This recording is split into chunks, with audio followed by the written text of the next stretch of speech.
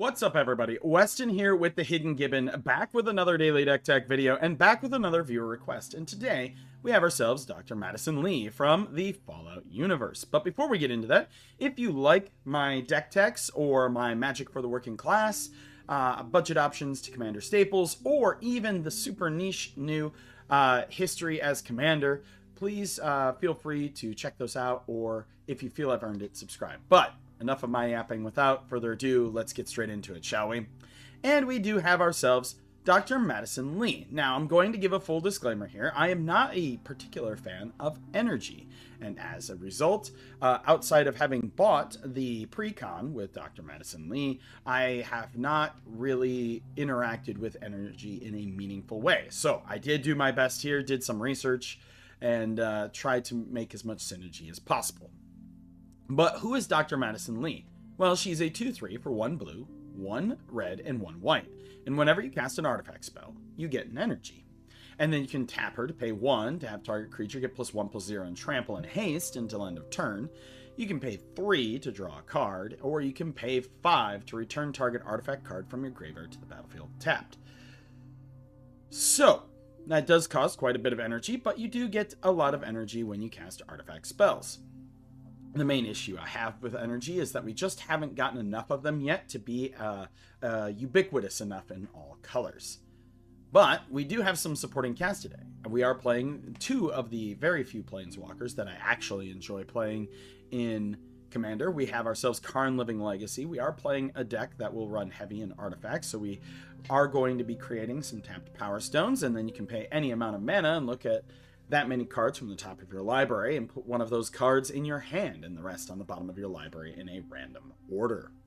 You can -7 and you get an emblem with tap an untapped artifact you control. This emblem deals 1 damage to any target. That's if he lives long enough. Oftentimes, you'll get 1 to 2 activations out of a planeswalker.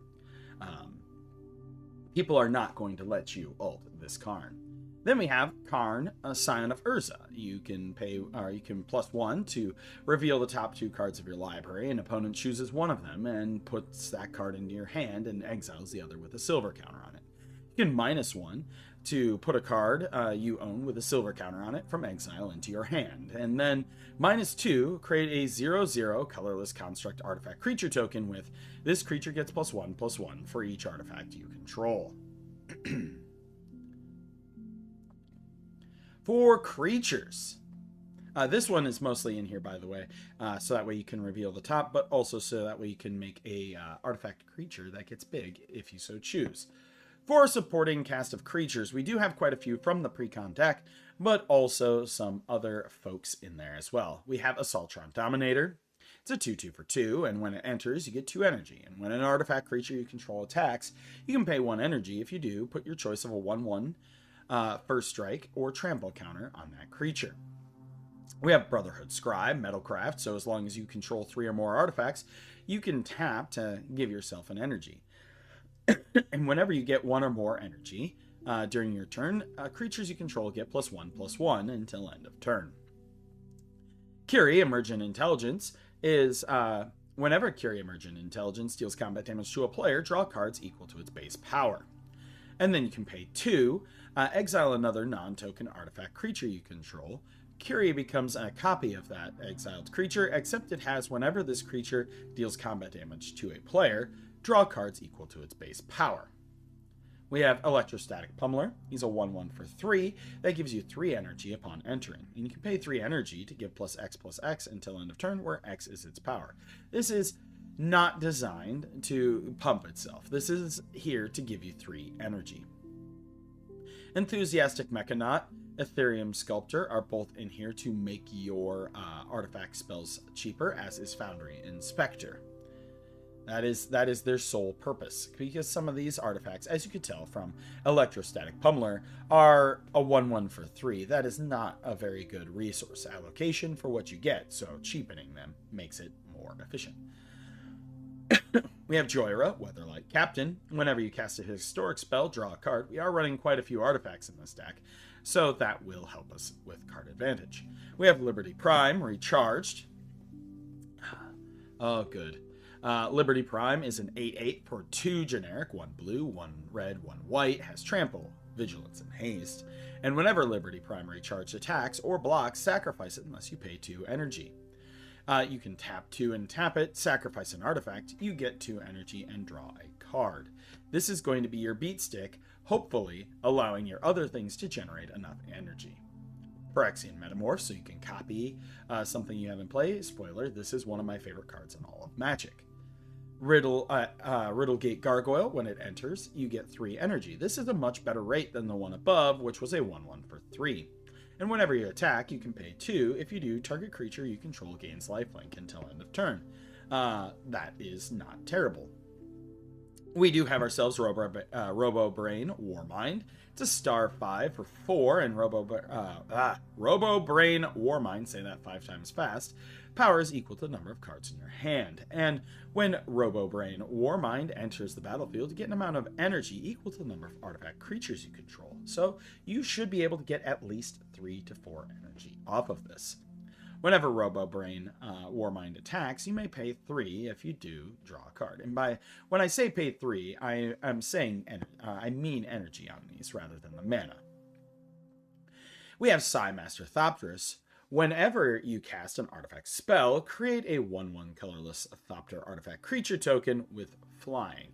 Then you can, of course, pay 2, a blue and a colorless, to sacrifice 2 artifacts and draw a card. This will help you generate more artifact creatures, little blockers, and, has the ability to draw you cards. Then we have Satya, Aetherflux Genius. It is a 3/5 for 1 generic, blue, red, and white, menace and haste, and whenever Satya Aetherflux Genius attacks, create a tapped and attacking token that's a copy of up to 1 other target non-token creature you control. You get 2 energy. And at the beginning of your next end step, sacrifice that token unless you pay an amount of energy equal to its mana value. This can be pretty good. If you copy Curie, or have Curie copy something, it can still be very, very well. The copy thing is not bad. We do have Sentry Bot. This spell costs 1 less for each creature attacking you. It does have flash. It's a 2/5 for 5, and when Sentry Bot enters the battlefield, you get an energy for each creature attacking you. And at the beginning of combat on your turn, you can pay 3 energy.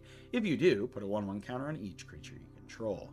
We have Sean, Father of Synths, a card that I keep wanting to build in paper because he just seems like so interesting as a card. He's a 3/4 for 5, and whenever you attack, you may create a tapped and attacking token that's a copy of target attacking legendary creature you control other than Sean, except it's not legendary and it's a synth artifact creature in addition to its other types. When Sean leaves the battlefield, exile all synth tokens. So you could create multiple Liberty Primes using this card, which is really interesting. But keep your Sean alive, otherwise you're going to lose all of your tokens. We have Steel Overseer. He is a classic here. This is the Fallout version. You tap him to put a 1/1 counter on each artifact creature you control. We have Synth Infiltrator. It's an artifact creature synth. It's a 0/0 for 5, and you may have it enter the battlefield as a copy of any creature on the battlefield, except it's a synth artifact creature in addition to its other types. We have the Motherlode Excavator. It's a 5/5 for 5. When it enters the battlefield, you choose target opponent. You get an amount of energy equal to the number of non-basic lands that player controls. And whenever the Motherlode attacks, you may pay 4 energy. If you do, destroy target non-basic land. Defending player controls and creatures that player controls without flying can't block this turn. We have Thought Monitor, draws 2, and has affinity for artifacts.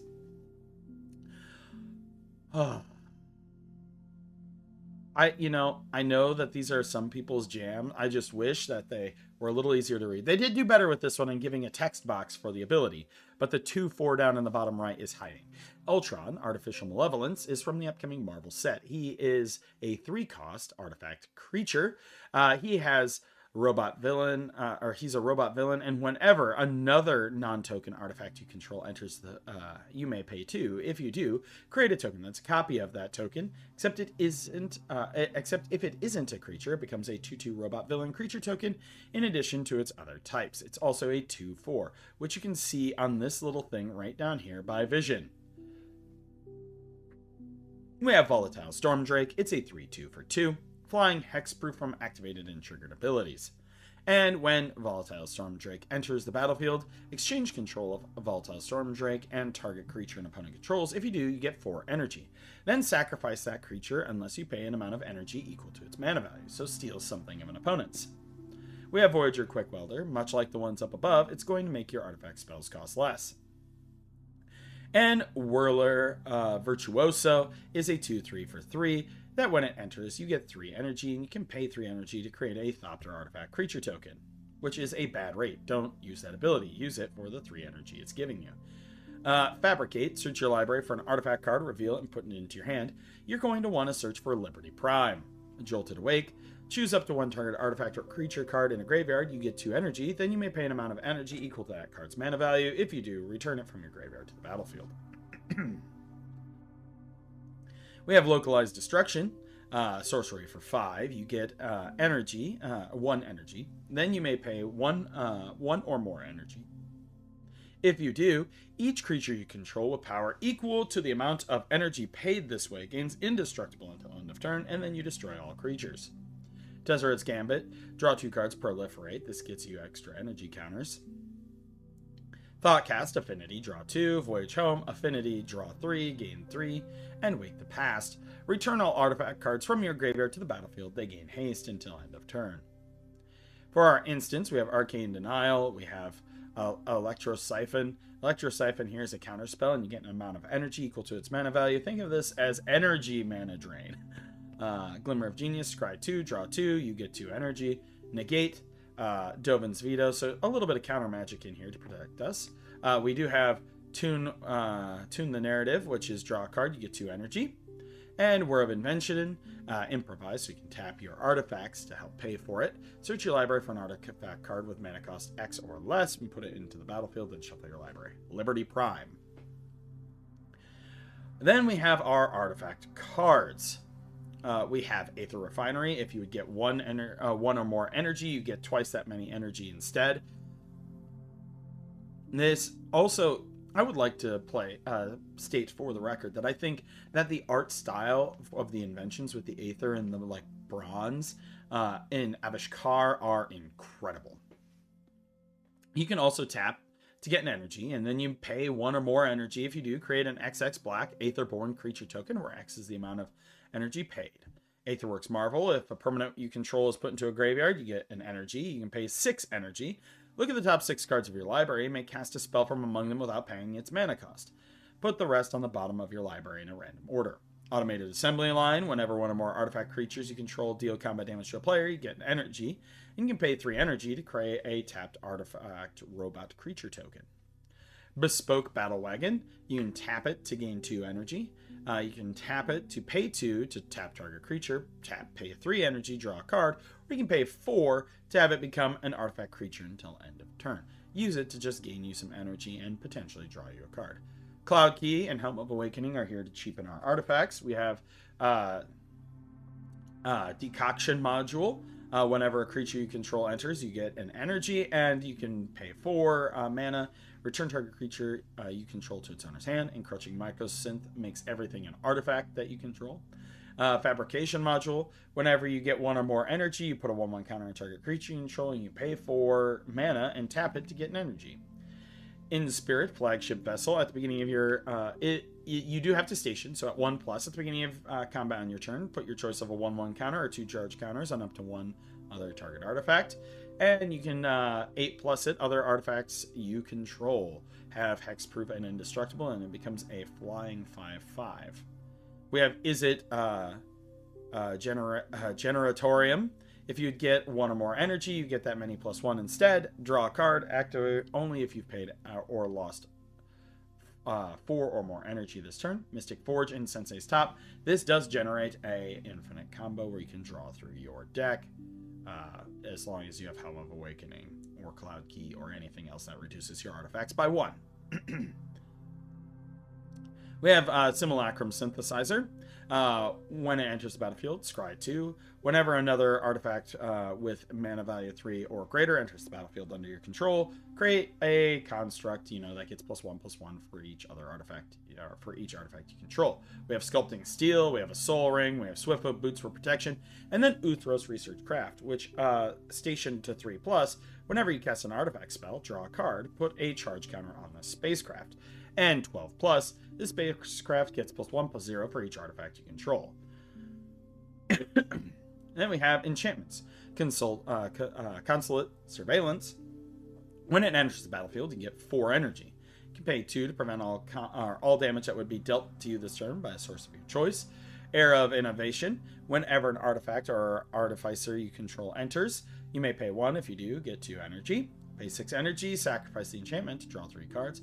And Storm the Vault is whenever one or more creatures you control deal combat damage to a player, create a number of colorless artifact treasure tokens, or create a colorless treasure artifact token.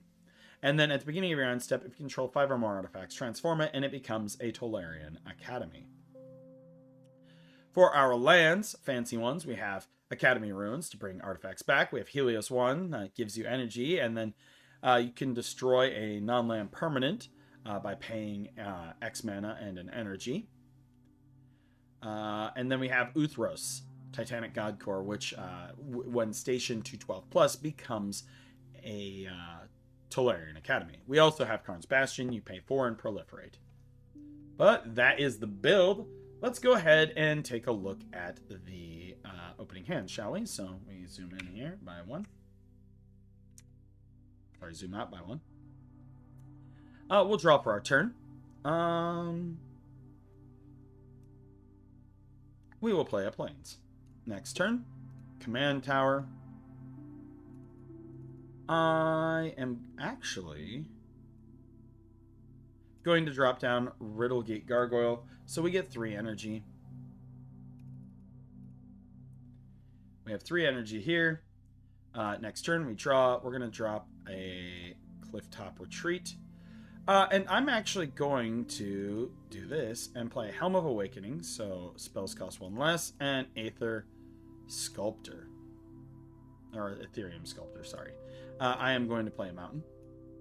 And we're going to go red, white, blue. We are going to play Dr. Madison Lee.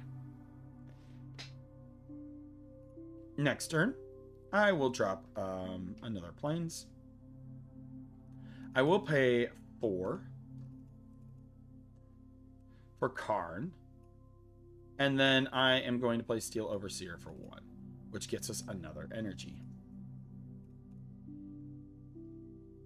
Now, we do have 4 energy. We can do stuff with it, but we have little dorky dudes. I am going to -2 the Karn to make a construct, and then we can start doing our stuff. So we already have 1, 2, 3, 4, 5 with the construct. So we're going to tap for 2. Play Thought Monitor, which draws us 2 cards. Yeah. But you kind of see how you're going to progress. Next turn, we can do Voyage Home. We'll play this Rustvale Bridge, which is an artifact land. It has Indestructible, and that will get us going. But let me know what you think in the comments down below. As always, I'm Weston with the Hidden Gibbon, and I hope you all have a wonderful day. What's